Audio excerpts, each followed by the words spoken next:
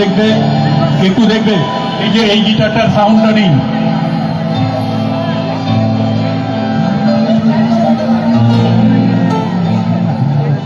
Hello hello testing, hello hello testing, mic testing, hello hello hello.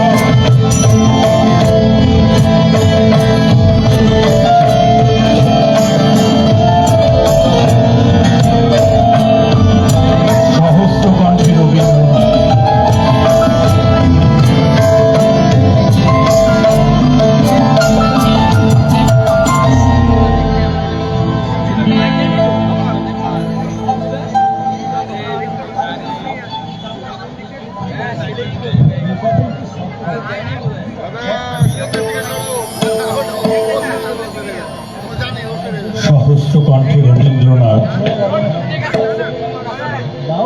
আমরা মঞ্চে যারা রয়েছি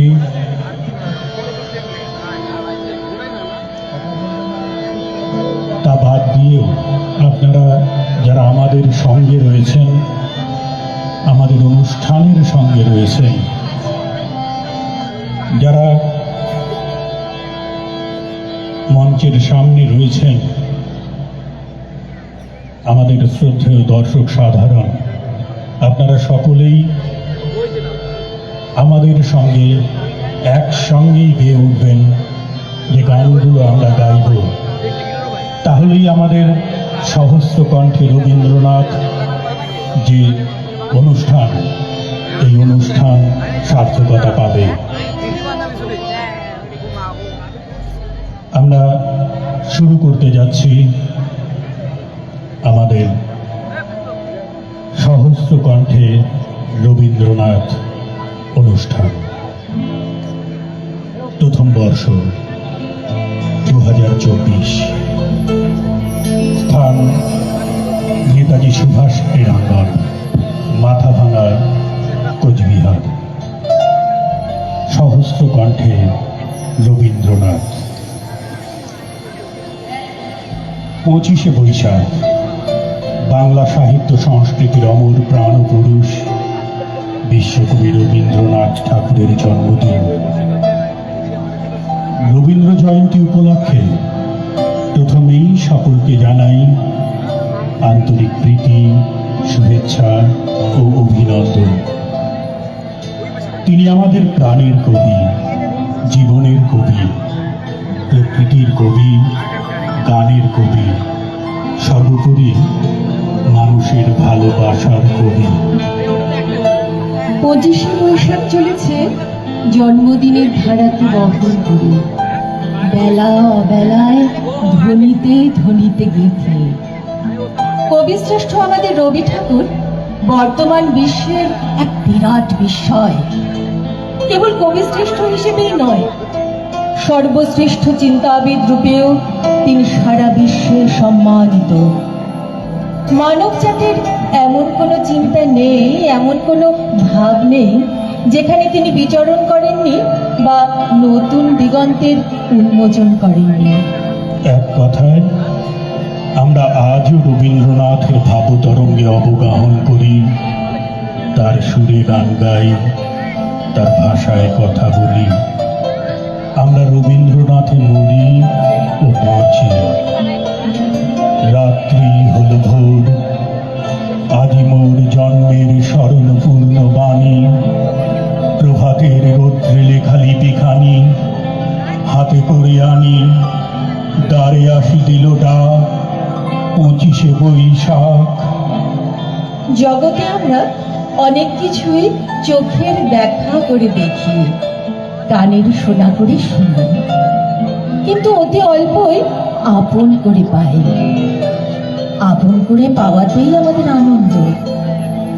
যেখানে এই আপন করে পাওয়া আছে সেখানেই উৎসব। তাই প্রয়োজন বারে বারে নতুন করে আপন করে আপনাকে পাওয়া। জন্মদিন সেই অপারচপ্ত নতুনকে নতুন করে অনুভব করায়। আমাদের এই শব্দের কম্পাঙ্ক যত দূর অনুরণিত হবে, যারা এই শব্দ শুনতে পাবেন সেখানে দাঁড়িয়ে বা বসে আমাদের সঙ্গে গলা মেলাবেন, এই আশা রাখছি। সহস্র কণ্ঠে রবীন্দ্রনাথ শীর্ষক অনুষ্ঠানে আমাদের প্রথম নিবেদন।